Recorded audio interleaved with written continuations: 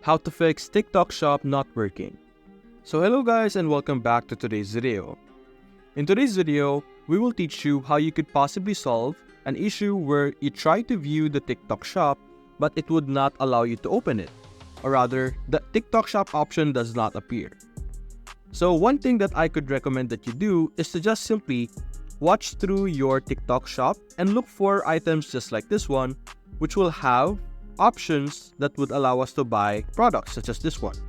It would typically appear over here on the bottom or like the bottom left side, where if you select it, it will purposely open a specific category over here or a specific product. Look for those type of products or areas or videos which will allow you to open your TikTok Shop.